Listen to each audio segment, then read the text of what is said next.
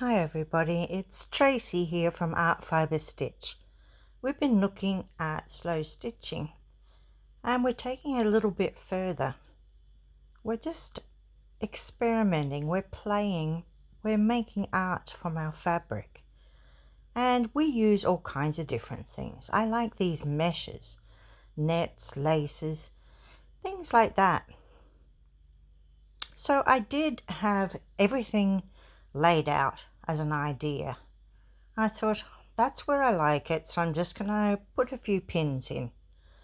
Probably just be careful how I'm placing it. You see here I've just managed to go through that mesh and through the next thing and through the green stripe and through the background, and it's keeping all of that in at one spot. I don't like to use too many pins because I find that the thread gets caught around it all the time, which is a real nuisance. But I want something to hold that there whilst I'm concentrating on something else. Here's another little net that I'm using, a little mesh. I really don't know what to call it, but it is beautiful. A very pale blue with a bit of sparkle in it. And we're just filling these little peepholes. These little peepholes that we cut in that sleeve. It was a sleeve from a discarded item of clothing. I like to look at things like that to see how we can use it.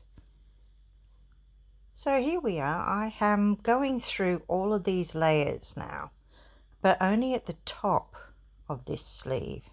See here? I'm using a little seed stitch. I could have used running stitch, but the idea is to hold that down because I can move this sleeve fabric, which has really got a beautiful ripple in it, and I can put things under, I can put things over the top. I'm looking now to see what I might be able to use on it. I have a collection of blue things. See, there's a shirt with beautiful embroidery on it, and assorted all kinds of blues. But I end up getting out this little piece of, well, it's called cigarette paper. It's a shiny blue, but it's a deep shine. It's not really too blingy. So I'm just cutting a little bit here and I'm going to pop it underneath and see how that looks.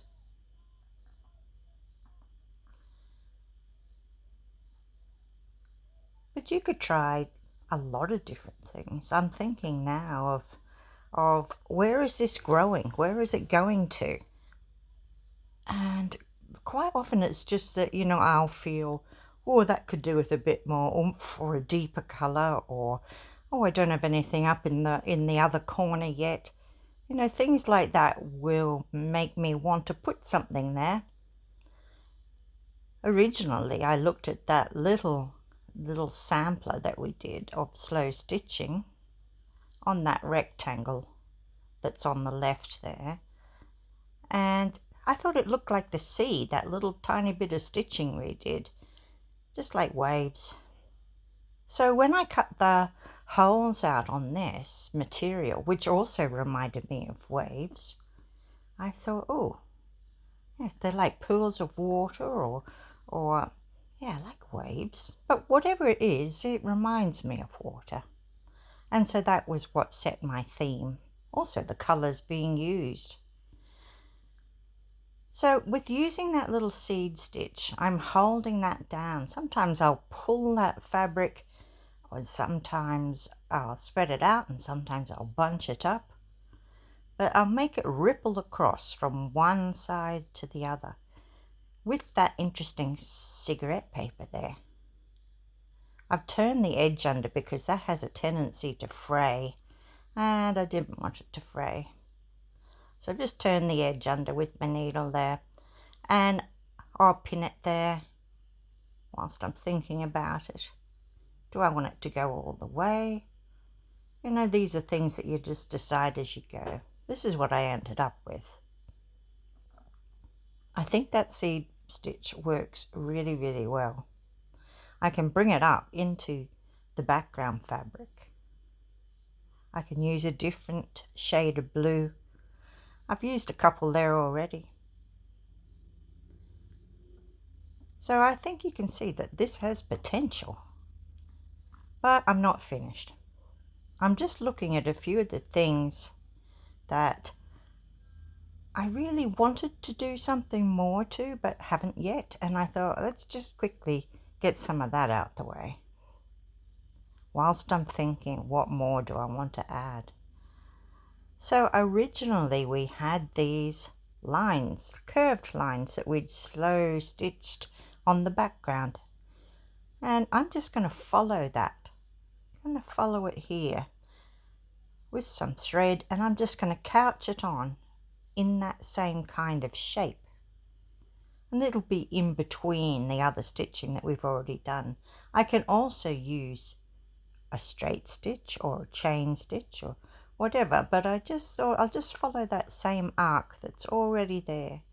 And I'll quite often do that with material in the prints that I see, or whatever will guide me to the next thing that I want to do. So we're doing that, and then I'm coming back and I'm adding a little bit of stitch.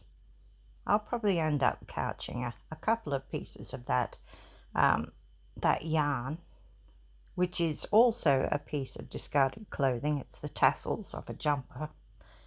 And here I'm just going around this. If I go around the edges of that little piece, then it's sewing quite a few things together at once, and I'll no longer have to have that pin in. I can pretty well dispense with the pins now. I think I've got enough. And you can see it's coming together. I'm just getting out a little box I have here where I keep yarns, just a few meters of each one. And I have it in blues and purples, this one. So I'm looking, what kind of things have I got? I'm thinking I could couch, just, with that same curved line, that same idea. I'm just looking for something a bit deeper, a bit brighter, a bit more concentrated colour. So there we go, I've chosen a few things, and now I'm going to have a look at what I could possibly do with them. I love using yarns. These novelty yarns, they're so special. They're just like using, ribbons or braids and things, but there's so much variety in them. That's just a wool, but it's variegated, that could be really, really nice on there. So yarns are another good thing to look at. Look at this one though. It really does pull out, similar to that ripply grey fabric we've used. But look at that. It's like fishnet stockings almost, isn't it?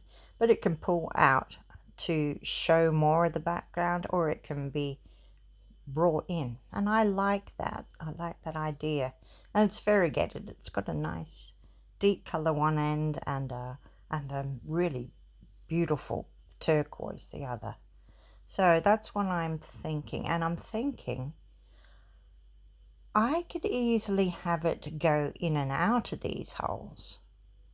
I could thread things through them.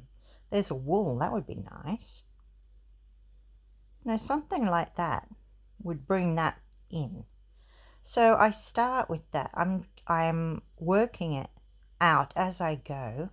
I'm stitching it down, but sometimes I'm pulling that yarn right out. So sometimes it's nice to just keep your bits and pieces that might be interesting. Look at that, where I've used a tassel and a sleeve and a bit of yarn and a bit of net, a few little bits of fabric, and it's really coming together. I think that looking at different sources of materials is a really good idea. You'll get unique things. That's why I look at scraps. That's why I will look at what is in the charity shops. reuse fabrics. And I even added in that little sampler that we'd done from, part one in this series. Just because I thought, oh, well, let's use it. And then I built it from there. So you can see how this is coming together. With this net, I can pull this end right out. And that's what I'm doing. I'm making it into lovely curves and waves, just so that it'll flow across. But up above, I'm looking at that mesh that's there, and I'm thinking that's another thing I could thread some of this through, and that adds to it as well, I think. So that's what I'm going to do next. I'm just going to pull it up through one of the holes and back down through another, and just make it do that same kind of shape, that wavy shape. And adding these little subtle bits of a deeper color really adds an accent. It's like an accent color. Here we go. Pull it through, and then drag it so that it's in a nice curve. There we go, and it can join up with the others. Something like that. And then I can couch it down. So, look at the texture and the color. It was a lot of fun to come up with. There's still plenty of stitching, still plenty of other things I could do. But I'm certainly coming up with some different ideas in this one. So I hope you've enjoyed watching along, and you try some art for yourself. It's what you want to do. It's what you like. It's all about not following a pattern, just using your intuition and creativity to guide you. Okay, thank you for watching, and don't forget to like and subscribe if you haven't already. There's also a facility for donating if you want to do that. Thank you.